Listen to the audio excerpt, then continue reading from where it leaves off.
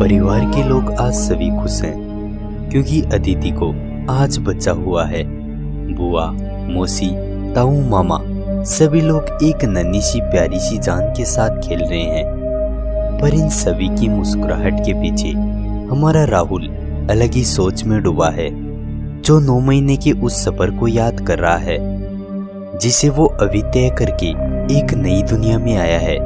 ये राहुल कोई और नहीं बल्कि मैं और आप हैं, जिन्होंने कभी ना कभी इस 9 महीने के सफर को देखा जरूर होगा। पर राहुल अपने भाग्य में अपार है, वो ये सब याद रख पा रहा है जो उसने महसूस किया है। तो चलिए आज हम राहुल के साथ माँ के गर्भ के इस 9 महीने के वो सफर को देखते हैं जो राहुल के लिए एक नई दुनिया थी। इस सफर में आप जानेंगे कि राहुल ने कभी अपने आप को चावल की भांति सूक्ष्म पाया, तो कभी अंडे रूपी गोलाकार पाया, तो कभी सूक्ष्म जीव के समान पाया। इस सफर में हमारे राहुल ने वो तमाम परिस्थितियों का सामना किया जो उसको एक नई दुनिया में लाने वाली थी। हेलो दोस्तों, मैं दिनेश कटारिया और आप देख रहे हैं रहस्य टीवी राजस्थान यूट्यूब चैनल। यदि दोस्तों आप इस चैनल पर नए हैं तो चैनल को सब्सक्राइब जरूर करें।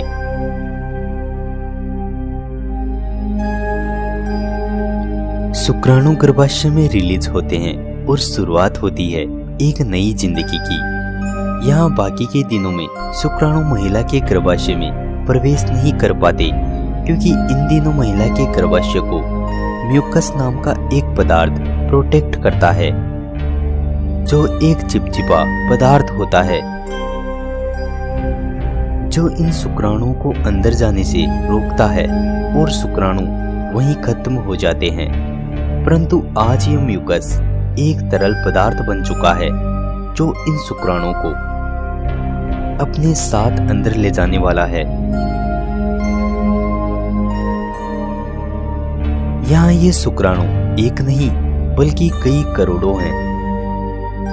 यदि ये शुक्राणु सभी एक्टिव हो जाते हैं तो एक महिला से अमेरिका जितनी आबादी एक दिन में पैदा हो सकती है।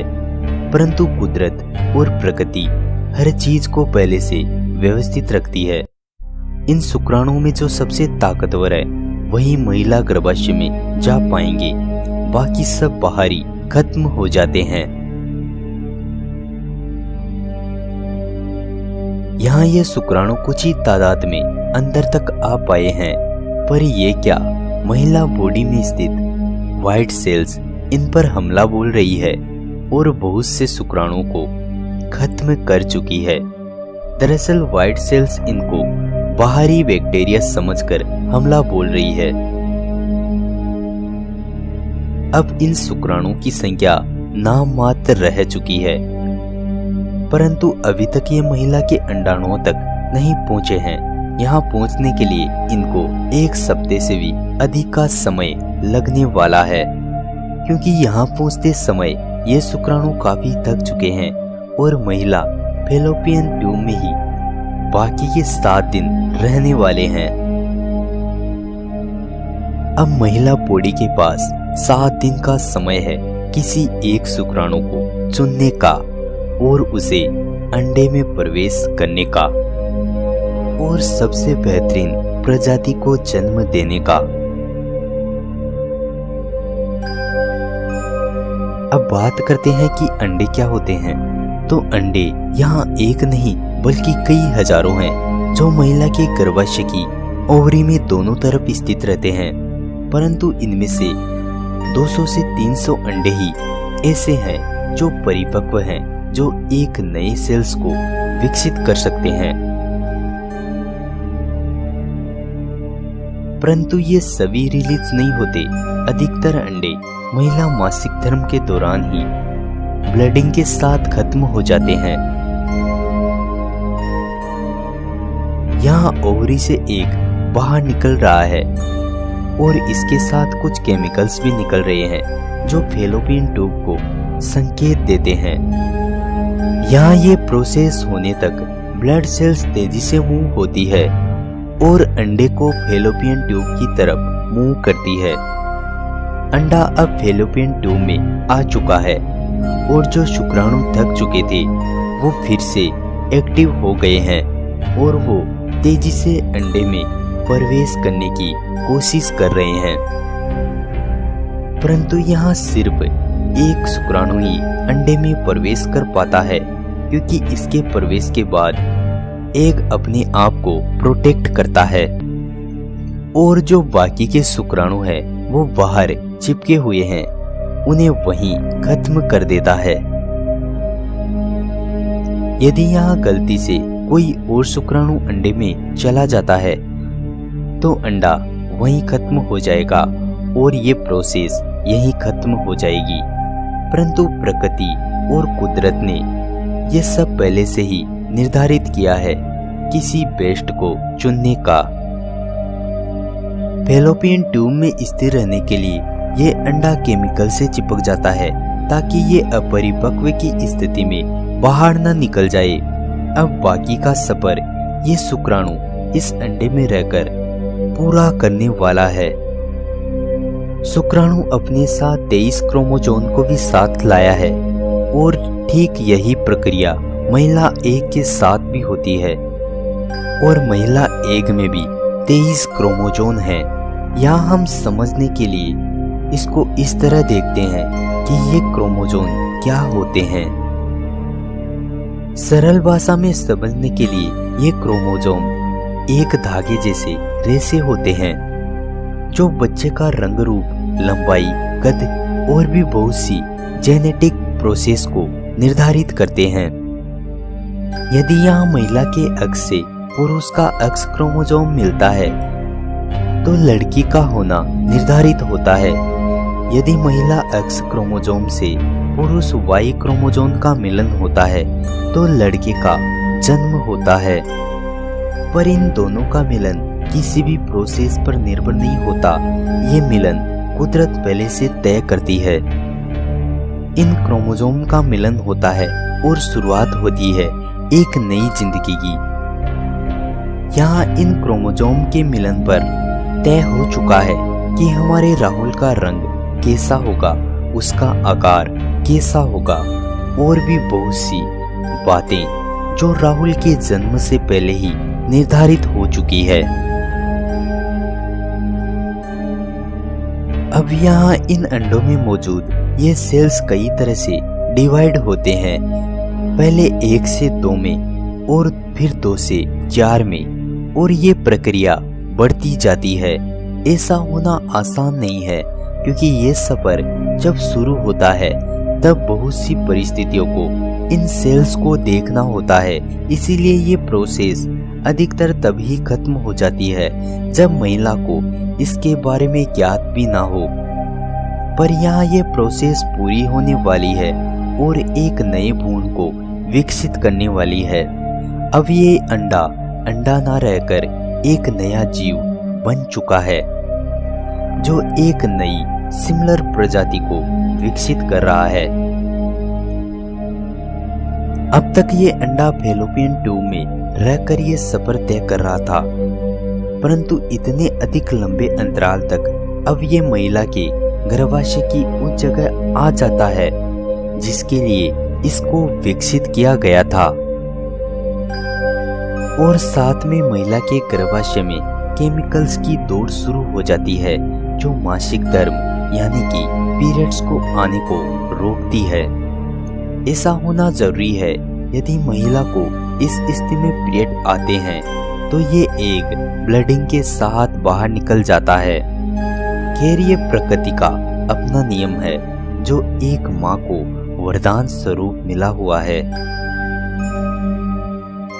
अब भ्रूण माँ के गर्भाशय तक आ चुका है और अपना बाकी का सफर ये यहीं रहकर व्यतीत करने वाला है। यहाँ अब इसको वो सब चीजों की आवश्यकता पड़ेगी जो एक इंसान को जिंदा रहने के लिए जरूरी है, क्योंकि अब आप जिसको देख रहे हो वो अंडा नहीं बल्कि एक स्वस्थ भ्रूण है।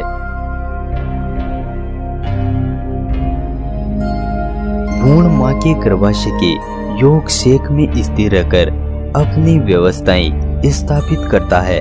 अब एम्ब्रियो का पोषण यहीं से बनने वाला है। जब तक कि एम्ब्रियो और विकसित नहीं हो जाता, यहाँ भ्रूण अब 2 भागों में जुड़ रहा है और ये दोनों भाग भ्रूण को विकसित करने में सहयोग करने वाले हैं। भ्रूण का अंदरूनी भाग इसको पोषण देने में मदद कर रहा है और बाहरी भाग माँ के गर्भाशय में अस्थायी तौर पर चिपका हुआ है और यहीं से अगले 20 दिनों में भ्रूण तेजी से विकसित होता है, जिसे साइंस की भाषा में प्लेसेंटा कहा जाता है। पर यहाँ विकसित हुए भ्रूण को अब और पोषण की आवश्यकता है, जो योग शेक पूरा नहीं कर पाएगी। इसीलिए प्लासेंटा में स्थित योग शेक के बचे पदार्थ से गर्भनाल बन रही है, जो बच्चे को पूर्ण पोषण देने वाली है। अब प्लासेंटा और बच्चे के बीच गर्भनाल एक पाइप की तरह काम कर रही है, जो माँ के द्वारा बच्चे को हर आवश्यक पोषण देने में मदद कर रही है। यहाँ माँ की बॉडी से ब्लड छनकर गर्भनाल के जरिए बच्चे तक पहुँच रहा है, जिसमें ऑक्सीजन, ग्लूकोज और भी आवश्यक पदार्थ शामिल हैं, जो बच्चे के लिए जरूरी हैं। पर यहाँ ये प्रक्रिया इतनी आसान नहीं है। यहाँ गर्भनाल को प्लासेंटा के जरिए बच्चे का वेस्ट पोषक पदार्थ भी बाहर निकालना जरूरी है, जिसमें बच्चे द्वारा छोड़ी गई कार्बन डाइऑक्साइड और भी पदार्थ शामिल हैं। इस प्रोसेस के दौरान बच्चे के आकार में बहुत बदलाव आता है और ये सेल्स अलग अलग तरह से डिवाइड होते रहते हैं। ऐसा होना जरूरी है क्योंकि ये सेल्स ही निर्धारित करते हैं कि हमें बच्चे का कौन सा पार्ट बनना है। इस पूरी प्रक्रिया को साइंस की भाषा में ग्रेस्टोलेशन कहा जाता है।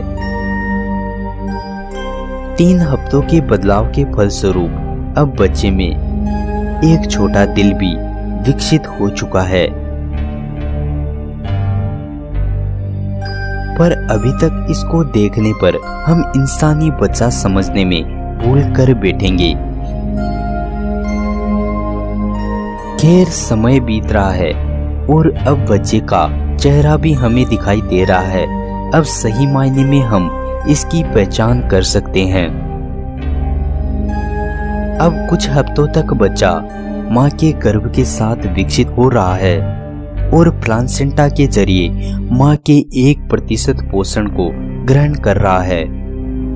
माँ और बच्चे के बीच इस सफर में प्लासेंटा और गर्भनाल एक सहयोगी बनकर रहते हैं और इस दौरान माँ को कभी असहनीय दर्द का भी सामना करना पड़ता है। 9 महीने के सफर के बाद ये नन्ही सी जान एक नई दुनिया में है। इस सफर में इस नन्ही सी जान ने उन तमाम परिस्थितियों का सामना किया जो उसके लिए किसी चुनौती से कम नहीं थी। पर इस सफर में अपने मन को मजबूत किए एक माँ योद्धा की तरह काम कर रही थी। खैर, प्रकृति का ये अपना नियम है जो माँ को वरदान स्वरूप मिला हुआ है।